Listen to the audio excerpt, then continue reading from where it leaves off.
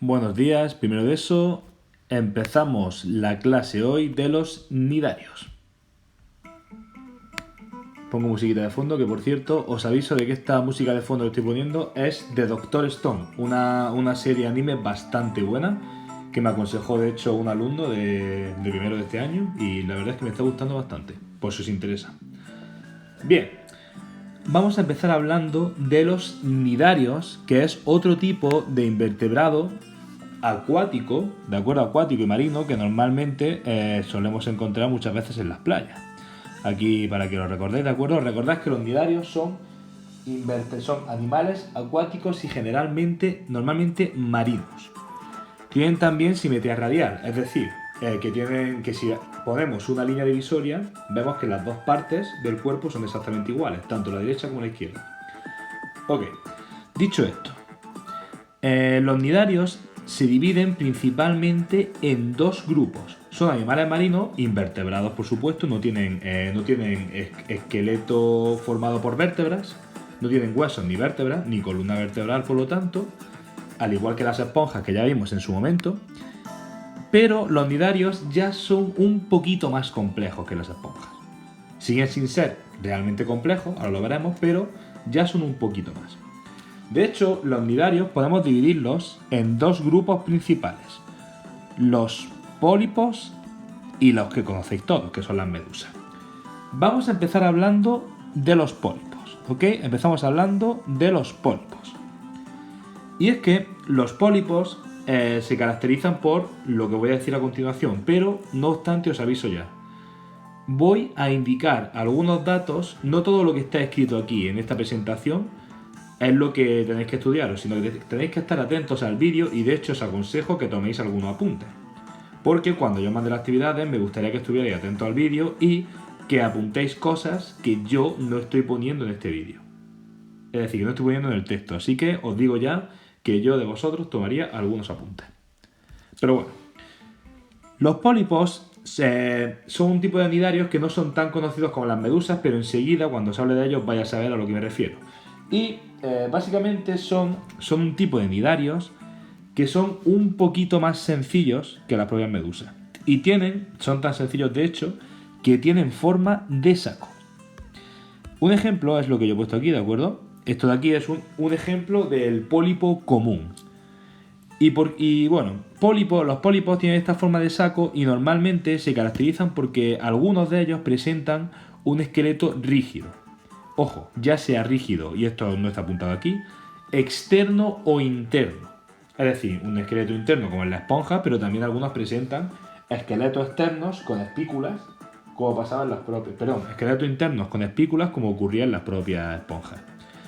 De hecho, algunos ejemplos de estos pólipos con esqueletos son los propios corales. Pero ahora iremos a eso. Es muy importante en los pólipos que tengáis en cuenta que una característica diferencial suya es que son sésiles. Sésiles. ¿Y qué significa que son sésiles? Lo cual está escrito aquí, ¿eh? Sésiles. Pues espera un segundito que le ponga con otro color para que se vea bien. Sésiles. Significa que no se desplazan. Estos invertebrados tienen una especie de pedúnculo, que es un pedúnculo, es como una especie de pie, como indico aquí, ¿veis? Esto de aquí sería un pie que se engancha, un pie que hace que se fijen al fondo del mar. Es decir, son sésiles porque no se desplazan, están normalmente enganchados y pegados al fondo del mar por un pedúnculo. Y por otra parte suelen tener una boca o un aparato digestivo muy simple que se rodea por tentáculos. ¿Ok? Y aquí vamos a ver un ejemplo. Existen dentro de los pólipos, podemos dividirlos en pólipos solitarios, es decir, que se encuentra solo un individuo, como es el caso, ojo, y esto tenéis que apuntarlo vosotros, de las anémonas. Esto de aquí es una anémona. Y fijaros que cumple exactamente las características de los pólipos. Tiene forma de saco. Tiene un pedúnculo que hace que se una al sustrato. Es sésil, por lo tanto. Y aquí tiene una boca, en principio, aquí tiene una boca que se rodea por tentáculos. ¿Ok? Para que lo tengáis en cuenta. Por lo tanto, un ejemplo, los pólipos podemos diferenciarlos en solitarios o en colonias, y un ejemplo claro de pólipo solitario es la anémona de mar. ¿Ok? De hecho, os voy a enseñar ahora un pequeño vídeo de cómo cazaría, bueno, os lo enseñaré más tarde, un vídeo de cómo cazaría una anémona, pero eso lo veremos más tarde en las características generales. Y por otra parte, los pólipos también pueden agruparse en colonias. ¿Qué significa esto? Significa que muchos pólipos se unen, las colonias, se unen muchos pólipos juntos y forman estructuras como las que tenemos aquí. ¿Y qué es esto? Son los famosos corales. Los corales, por supuesto, tienen un esqueleto interno y un esqueleto externo mineralizado, es decir, un esqueleto mineral que le da este aspecto de roca que muchas veces nos hacen pensar de hecho que no son animales, pero os digo yo que sí lo son. Son animales invertebrados y además son nidarios pólipos. Perfecto, seguimos. Por cierto, aprovecho para decir que voy a lanzar algunas preguntas en mitad del vídeo, pondré preguntas ocultas para asegurarme de que habéis visto el vídeo. Y esas preguntas tendréis que contestarlas y mandármelas junto a las actividades que yo preguntaré, que yo pediré acerca de este vídeo. La primera pregunta es básicamente decir cuáles son las características generales de los pólipos y que me digáis un ejemplo de pólipo solitario y un ejemplo de pólipos que se agrupan en colonias. Pero bueno, sigamos hablando de los corales.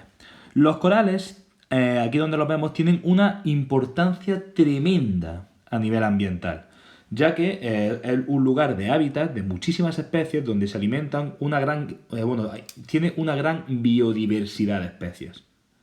Y en los corales, como iba diciendo, en los corales se encuentra prácticamente el 25% de todas las especies marinas que conocemos, en los conocidos ya como arrecifes de coral. ¿Y qué está pasando con estos arrecifes de coral? Pues bueno, estos arrecifes que se forman, ya sabemos que los corales son pólipos coloniales, colonias de pequeños pólipos que tienen un esqueleto rígido formado por sales minerales y por eso muchas veces se confunde con rocas o con plantas, pero ojo, son animales invertebrados. Pero bueno, lo que está ocurriendo es que estos corales, que son unos ecosistemas magníficos, un ecosistema y, como por así decirlo, es el hábitat de un montón de especies, ya os digo, del 25% de las especies marinas que conocemos, el gran problema es que estos corales, estos arrecifes de coral, se están extinguiendo y están muriendo porque, debido por varios problemas, entre ellos el cambio climático, la propia contaminación del agua y sí, básicamente por la contaminación del agua y el aumento de la temperatura, porque son ecosistemas muy muy frágiles y muy débiles frente a los cambios de temperatura y de condiciones del agua. Y la segunda pregunta de esta actividad es básicamente ¿qué son los corales? Que digáis qué son los corales, de qué se forman, por qué son tan importantes y por qué se están destruyendo. Y bueno, debido a esta destrucción de los corales, como ya os comento, se demuestra un poco en Pokémon incluso. En la nueva versión que hemos visto, no sé si conocéis a Corsola. Corsola, de Cor viene de coral, Corsola es un coral en buen estado, como vemos aquí, de ahí que veamos su aspecto mineralizado, al igual que el de esta zona. Y Corsola al principio pues no tenía ningún problema y vivía de forma adecuada. Pero ¿qué ocurre en el nuevo Pokémon? En Pokémon Espada y Escudo. En esta edición de Pokémon aparece un nuevo tipo de Corsola que se encuentra aquí. ¿Y qué ocurre con este Corsola? Pues este Corsola es un coral que está muriendo, que está perdiendo su esqueleto y está muriendo debido principalmente al cambio climático. Por eso aparece en forma de fantasma. En esta isla, por desgracia, la contaminación y el aumento de temperatura está acabando con los corsolas y está dando lugar a este tipo de corsolas que son corales que están muriendo. Y bueno, vamos a hablar del segundo grupo de los nidarios, que este grupo ya es bastante más conocido. Es el grupo de las medusas. Esas malditas medusas que tanto nos visitan en verano. Pues bien, las medusas se diferencian principalmente de los pólipos en que principalmente tienen forma de sombrilla. Está claro, creo que esto es obvio, ¿no? Tienen forma de sombrero, de sombrilla, como vemos aquí, claramente. Y tienen forma libre. ¿Y qué significa que son... ¿qué significa que tienen forma de estilo o forma de vida libre? Significa que no son sésiles, es decir, que se mueven. Las medusas las vemos que no están fijadas al suelo, sino que se mueven constantemente. Por lo tanto, aparte de que normalmente son solitarias, pues tienen forma, estilo de vida libre. Por lo tanto, no son sésiles, se desplazan. Y es muy característico que tienen un esqueleto hidrostático. ¿Y qué significa que tienen un esqueleto hidrostático? Significa que su esqueleto, entre comillas, está formado en un 95%, es decir, el 95% del cuerpo de las medusas se forma de agua. ¿Ok? De agua. De hecho, muchas veces cuando veis a las medusas que las coge y las dejáis en un cubo, al final, como el cubo, bueno, básicamente terminan desintegrándose. En este aspecto, su cuerpo se forma principalmente de agua. No obstante, esto no quiere decir que no sean complejas, ya que conocemos medusas que son especialmente venenosas. Entre ellas os presento aquí la avispa de agua. Disculpad, se llama avispa de mar y básicamente se conoce que esta avispa, esta medusa llamada avispa de mar, cada año produce mínimo unas 10 muertes en total sobre las personas. Tiene un veneno potentísimo, cada medusa puede tener veneno para matar a 60 personas. Y bueno, básicamente es la medusa ahora mismo de los animales marinos más venenosos y más peligrosos que se conocen en la actualidad. Cuando te pican pueden producirte directamente ataques al corazón y bueno, dicen que el dolor de esta picadura de medusa es insoportable. Tan insoportable que, bueno, comparan la picadura de esta medusa, el dolor que provoca, con la marca producida por un hierro caliente, con un hierro al rojo vivo. Y bueno, este dolor puede durar semanas y dicen que dejan como cicatrices semejantes a un latigazo, como si te dieran un latigazo. Algo similar ocurre con la medusa que hay aquí abajo también, que es la calavera portuguesa, que es otra medusa bastante peligrosa. Por lo tanto, hemos visto algunos ejemplos de estas medusas, ¿de acuerdo? Y bueno, esta medusa que he puesto aquí es un ejemplo de una medusa de Bob Esponja. Así que, dicho esto, hemos visto los dos tipos principales que conocemos de pólipos y medusas. Primero voy a poner un pequeño vídeo acerca de unas medusas para que las veáis y después de ello hablaré de las características generales que tiene este grupo.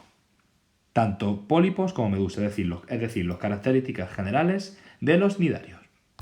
Veamos primero el vídeo de las medusas.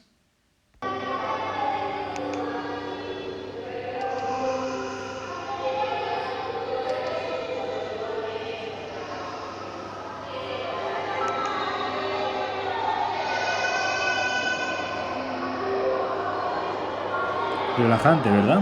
Si no fuera porque después son tan puñeteras cuando nos las encontramos, pueden parecer muy bonitas, pero una vez que te acercas, pues ¡cuidado! Hay que tener mucho cuidado, básicamente. Pero sigamos con la segunda parte, ¿os parece? Vamos a hablar de las características, ahora sí, de las características generales de los nidarios, incluyendo tanto pólipos como medusas. Vamos allá, siguiente diapositiva. Y bien, pasamos a las características generales de los nidarios. Recordad que los nidarios básicamente son tanto los pólipos como las medusas. Empezamos. De nuevo, hay cosas que no están escritas aquí, pero que sí voy a nombrar. Y por cierto, aprovecho también para decir la pregunta que me faltaba acerca de las medusas.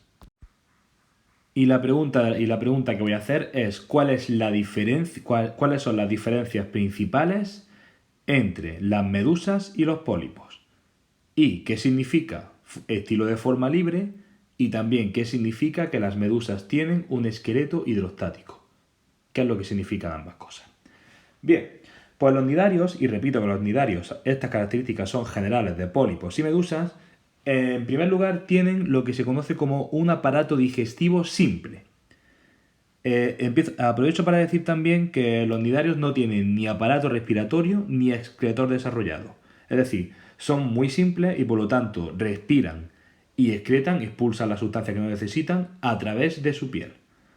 ¿Vale? Por lo tanto, en el aparato respiratorio, como muchos invertebrados, no tienen ni branquias ni pulmones. Por lo tanto, es un sistema respiratorio y excretor que no tienen. Es tan sencillo que por el propio cuerpo intercambian los gases, respiran y por el propio cuerpo expulsan los desechos. pero sí tienen aparato digestivo, aunque este es muy simple. ¿Por qué digo esto?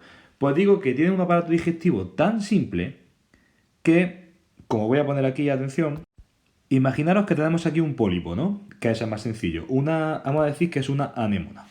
Pues ojo, en el caso de la anémona, tienen una cavidad gástrica muy sencilla que se comunica, que bueno, es donde digieren el alimento y donde se forman los desechos, y se comunica con una boca, perdón, con un orificio, con un agujero que, ojo, este aparato digestivo es tan sencillo que el agujero por el que se expulsan los desechos, que es el ano, es también el agujero por el que entra la comida. Por lo tanto, es un poco asqueroso, pero los nidarios son tan sencillos que el mismo agujero sirve para expulsar los desechos y para ingresar el alimento. Por lo tanto, la cavidad digestiva es muy sencilla y se une con un orificio, con un agujero, que es tanto el ano como la boca del nidario.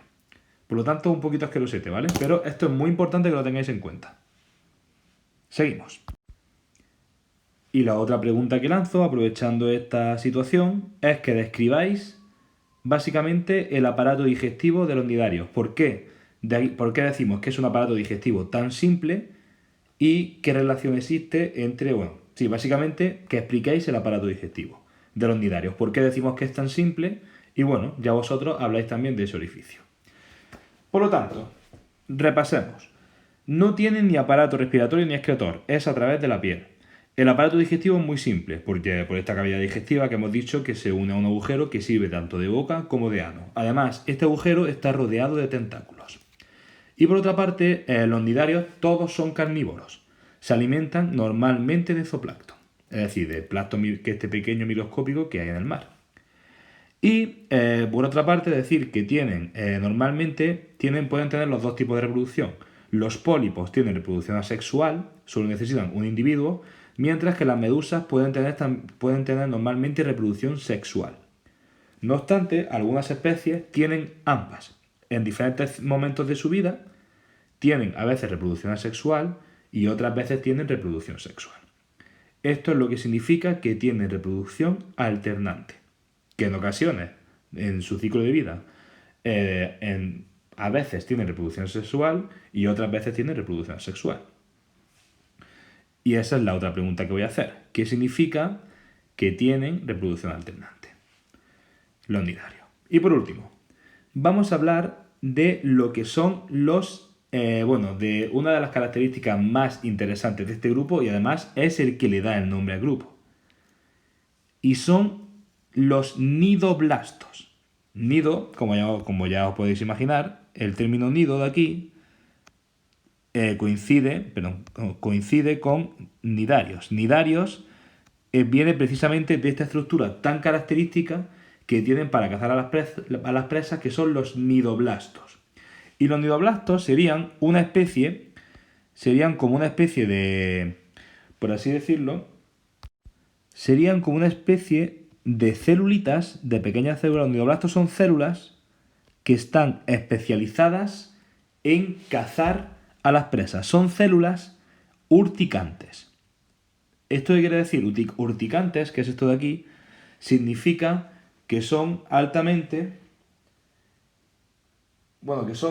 básicamente que producen, que son dolorosas, que producen parálisis en las presas. Urticante significa que producen dolor y parálisis en las presas, y a nosotros normalmente nos produce cierto escozor. Por lo tanto, los nidoblastos son células urticantes, es decir, son células que producen parálisis, dolor y escozor normalmente en la presa. Pero lo más importante es que las paraliza. ¿Para qué? Pues obviamente para comérselas. En este caso, estos nidoblastos lo que hacen es soltar una especie de arpón, esto de aquí, lanzan una especie de arpón con la que paralizan a las pobres presas. A las pobres presas las paralizan con este arpón y pueden comérselas de esta manera. Aquí en esta foto podemos verlo de forma más clara. Nidoblasto es esta célula que tenemos aquí. Esta célula tiene aquí dentro una especie de látigo enrollado. como ese arpón antes de ser sacado. Aquí vemos un arpón, un ejemplo. Pero ¿qué pasa? Cuando se acerca a la presa, ese arpón sale hacia afuera. Se lanza como si fuera un látigo y el arpón es urticante y paraliza a esa presa. Ese arpón se lanza, engancha a la presa y la paraliza y le causa cierto dolor, el suficiente para poder capturarla. Vamos a ver un vídeo que nos enseña cómo funciona exactamente este nidoblasto, que es la célula que le da nombre al grupo. Y la última pregunta que hago acerca de este vídeo es la siguiente. ¿Qué son los nidoblastos? ¿Qué significa que son urticantes? ¿Y cómo funcionan para cazar a la presa? Es decir, ¿qué son los nidoblastos? ¿Por qué decimos que son urticantes? ¿Qué significa eso? ¿Y cómo cazan a la presa? Veamos el vídeo. Capsule spéciale Aquí appelée vemos un ejemplo nématocyste. de una anémona. Vemos los tentáculos de la anémona. Recordad que son carnívoros, todos los nidarios. Y aquí, À l'intérieur des capsules se trouvent des filaments remplis de poisons mortels. Quand l'anémone de mer libère ses projectiles, ces derniers sont propulsés à la vitesse d'une balle de revolver. Ils transpercent leur cible et lui injectent des toxines paralysantes. Pour que l'anémone de mer attaque, il faut au préalable que ses tentacules aient été touchés. C'est pourquoi la proie doit venir à proximité de l'animal. L'apparence végétale de l'anémone de mer dissimule parfaitement ses intentions particulièrement mortelles. Se tenant silencieusement à l'affût, l'anémone de mer attend sa proie. Un pobre pececito acercándose así, muy inocente él, que está viendo algo extraño. Uy, ¿qué será eso? Vamos a ver, uy. Pour le gobie, le moindre moment d'inattention peut être fatal. Se acerca y, ojo, los tentáculos, recordad que tienen esos látigos, esos nidoblastos, esos células picantes que cuando el día, ¡pam!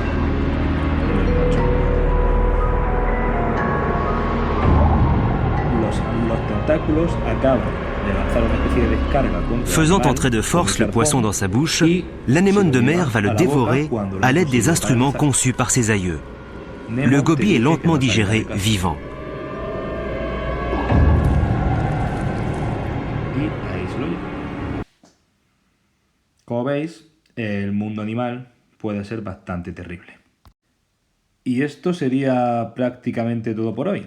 Para terminar, pues os voy a dejar un vídeo, un pequeño vídeo aquí, uy, que lo estoy poniendo ahora, un pequeño vídeo, pues bueno, acerca de los dos tipos de invertebrados que hemos visto ya, que son los poríferos y los nidarios. Veamos un baile de Bob Esponja con una medusa.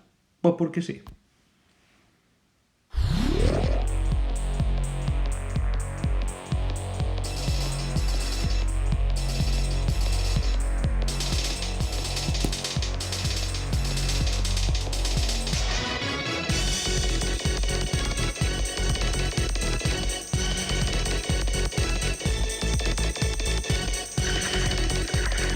Así que esto es todo por hoy. Recordad que de momento llevamos vistos los poríferos y los nidarios.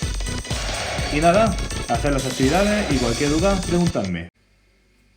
Pero el vídeo no se ha terminado todavía porque me queda una última parte que he añadido al final, al editarlo, que he visto bastante interesante y que también voy a incluir. Y es algunas de las curiosidades de las medusas.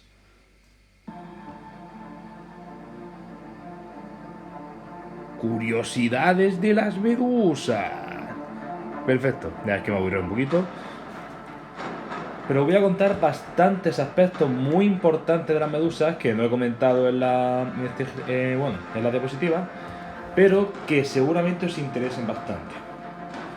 Ya he dicho que las medusas, los nidarios en general, no tienen ni aparato respiratorio ni excretor, pero es que tampoco tienen ni sangre, no tienen aparato circulatorio, es decir, las medusas no tienen sangre y tampoco tienen cerebro.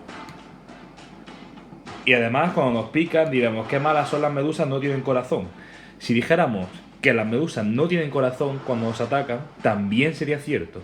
Porque es que al no tener sangre, obviamente, que no tienen sistema circulatorio, tampoco tienen un corazón que bombee esa sangre. Esto, la verdad, es bastante interesante. De hecho, cuando nos pican, no nos pican intencionadamente, es decir, pican por instinto. Ellos están buscando a las presas, con esos nidoblastos, intentan atacar a las presas por puro instinto. Y por instinto de supervivencia. Pero no atacan voluntariamente, no tienen ni cerebro que les dé conciencia, ni un corazón tampoco. Si hablamos de intención, ¿no? Siendo poco científico. Así que fijaros fijaros lo increíbles que son estos animales, cómo han podido sobrevivir siendo perfectos depredadores con ese arpón y a pesar de ser tan simples que no tienen ni aparato respiratorio, ni excretor, ni circulatorio y tienen un sistema nervioso muy simple que se basa en una gran cantidad de ojos que tienen, eso sí, y un sistema neuronal muy sencillo que en parte les sirve, se pueden identificar a las presas por la diferencia de movimiento, diferencia de intensidad de luz. Y por último, hay muchas personas que comentan, y aquí os enseño una imagen de ello, comentan que cuando te pica una medusa, en ocasiones, echar orina sobre esa herida, sobre la herida, ayuda a aliviar el escozor. El escozor que producen estos nidoblastos, precisamente porque son urticantes. Ahora bien, ¿es buena idea?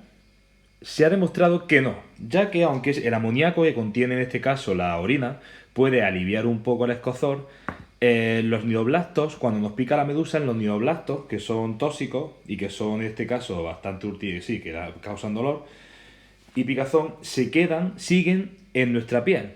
Entonces cualquier cambio de presión, cualquier cambio que tú apliques sobre ellos van a hacer que actúen más fuertemente todavía. Y el amoníaco en este caso puede aliviar el dolor, pero puede hacer que sigan actuando durante un tiempo. Por lo tanto, no es una buena idea orinarse encima pues cuando te pica la medusa.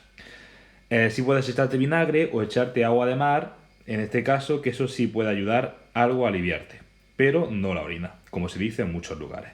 De hecho, en un capítulo de Friends,